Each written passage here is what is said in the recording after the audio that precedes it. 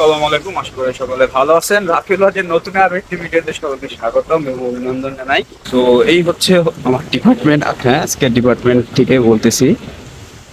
এটা হচ্ছে engineering campus, আর main daffodil হচ্ছে ওই যে ওইটা।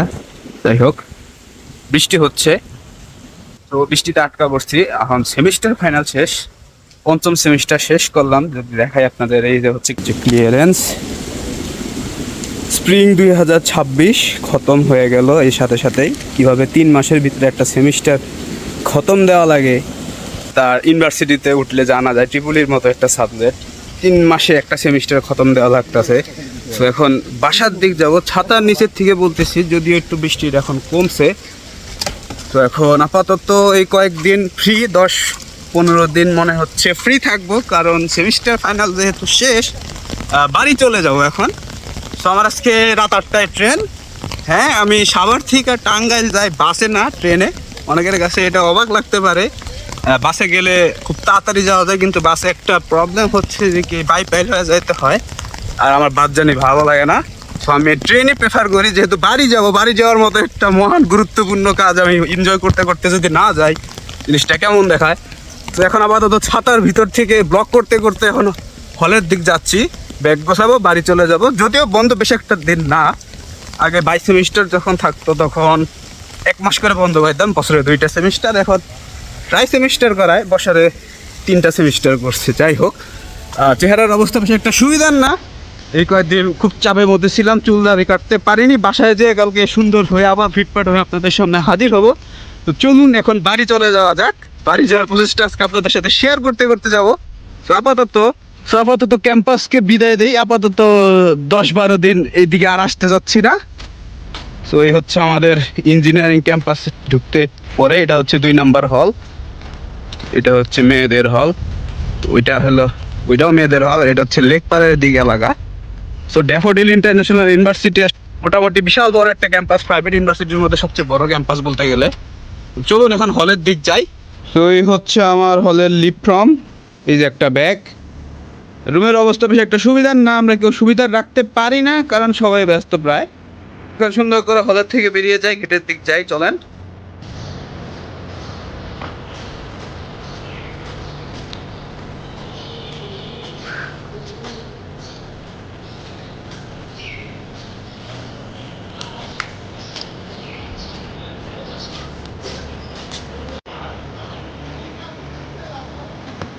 হলে না, 12 তারিখ দেখা হবে, ঠিক আছে একদম। এই যে হল ছেড়ে চলে যাচ্ছে, আর আসবো না এদিকে। আপাতত 10 দিন আর এদিকে আসবো না, বাসায় থাকবো শান্তি মতো। তো এখন আমার মেইন টার্গেট হচ্ছে রুস্তমপুর ঘাটে যাওয়া। ওইখান থেকে মানে নদী না, খাল পার হয়ে ওপারে যাও। ওপারে গেলে মূলত উত্তরা শহর। খালপার যাবো, উত্তরা খালপার থেকে দেন এখান থেকে অটো ভাড়া করে নিয়ে একদম এয়ারপোর্টে চলে যাব। সো আমরা এখন রুস্তমপুর ঘাটের দিক যাই। তো আমি এখন রুস্তমপুর ঘাটে আইসা পড়ছি। সামনে যদি ওই যে নদীও না, এটা কি আসলে খালই নাকি, যাই হোক কিছু একটা হবে। ওইদিকে হচ্ছে আশুলিয়া, যদি ওটা আশুলিয়ার ভিতরেই পড়ে। একটা বিমান যাচ্ছে, তোমরা এখন নৌকা পার হবো। ওই যে একটা নৌকা আসতেছে অলরেডি দিক থেকে। তো নৌকা পার হয়ে ওই পাশে গেলে মূলত উত্তরা 16 নং 18 নং সেক্টর সম্ভবত পরে। তো চলো নৌকা পার হই।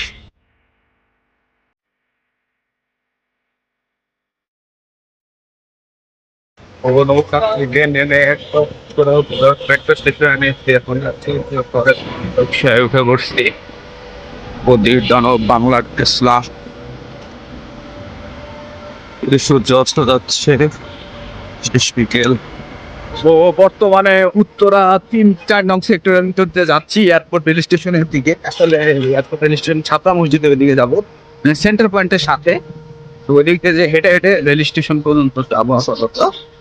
তো এটাই প্ল্যান যে রেল স্টেশনে আর কি চিত্রা ট্রেনের টিকিট কাটছি। চিত্রা খুলনা থেকে যেটা আসে ঢাকা ওই নদী কমলাপুর, ওইটা করে কমলাপুর যাবো। তো কমলাপুর থেকে আবার ব্যাক করবো। তো ওইটা হচ্ছে পরিকল্পনা। তো দেখি এখন ধরতে পারে কিনা, যদিও সময় আছে প্রচুর, কারণ আমার ট্রেন হচ্ছে যেহেতু আমি এয়ারপোর্ট থেকে উঠবো। তো এয়ারপোর্ট থেকে 8টার সময় আসে, এখন বাজে হচ্ছে 6টা 19। তো এই যে তিয়াসি যে এয়ারপোর্টের রাডার, ওই যে নতুন রাডার, এটা হচ্ছে নতুন একটা রাডার লাগাইছে, এটা সম্ভবত কনস্ট্রাকশন হচ্ছে। তো একবারে রেল স্টেশনে যে তারপরে ক্যামেরা অন করবো।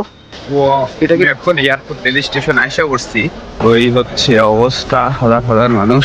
এখন প্ল্যাটফর্মের উপরে যাবো, দেখি একটু ঢাকার ট্রেন ধরতে পারি কিনা। ঢাকার ট্রেন ধরে কমলাপুর যাবো, কমলাপুর থেকে ডাইরেক্ট শুরু হবে আজকের যাত্রা ইনশাল্লাহ। দেখি ঢাকার ট্রেন আসে কিনা, পরে যাই আগে। এই যে ওভারব্রিজ ধরে এখন উপরে যাই। তো আপাতত ঢাকা অভিমুখী কোনো ট্রেনে উঠে কমলাপুর যাওয়ার পরিকল্পনা বাদ, কারণ কোনো ট্রেন পাইলাম না। অলরেডি 7:30 কাছাকাছি বাজে গেছে, তো এই রিক্সা নিব না। তো এখন আপাতত ওই প্ল্যাটফর্মে চলে যাই। কমলাপুর থেকে ওঠার পরিকল্পনা বাদ, কারণ ট্রেন ফেল করার একটা সম্ভাবনা থাকে, টানাটানি লাগবে। তো এই হচ্ছে এয়ারপোর্ট রেল স্টেশন। ভাবছিলাম ঢাকার, ও ট্রেন আসতেছে একটা, না বেশি রিক্স হয়ে যায়, যাবো না আমি, যাবো। একটা ট্রেন আসতেছে, যাই হোক। তো আমি কমলাপুর থেকে ওঠার পরিকল্পনা বাদ দিয়ে দিলাম। ওই যে আমাদের ট্রেনের মাথা দেখা গেছে, দূর থেকে হেডলাইটের আলো ভেসে আসছে। অল্প কিছুক্ষণের মধ্যেই ঢুকে পড়বে ট্রেনটা আসলে স্টেশনে। এদিকে চাঁদ দেখা যাচ্ছে সুন্দর, যদি অন্ধকার লাগে আসলে।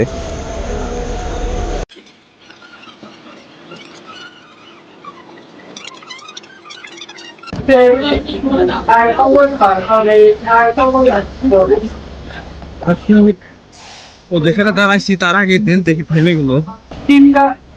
এই হচ্ছে আমাদের train, American giant 66-300, American progressive রেলওয়েতে তৈরি।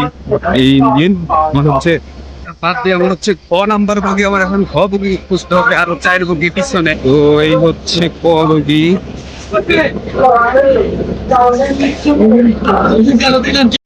এট লাস্ট টিভিটা বসতে পারছি, ভালো ঠেলা ঠেলি হয়েছে। হচ্ছে অবস্থা, একদম টাঙ্গাইলে গিয়ে কত জার্নিটা এনজয় করেছি।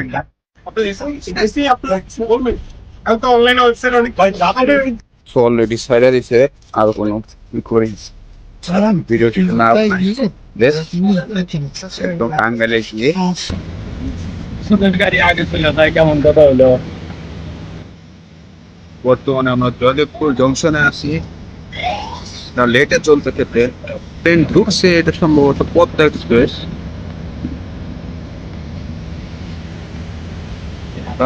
35 মিনিট লাগছে। জয়দেবপুর থেকে ট্রেন ছেড়ে দিয়েছে, এই যে আস্তে আস্তে পাওয়ার আপ করতেছে আমাদের ট্রেন।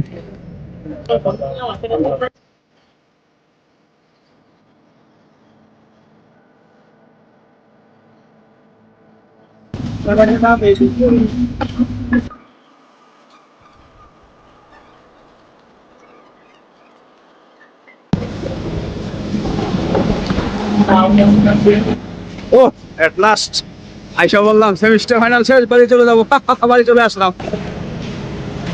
তো এখন বাজে 10টার আগে এসে পড়ছি চিত্রা এক্সপ্রেস। এখন বের হয়ে যাই।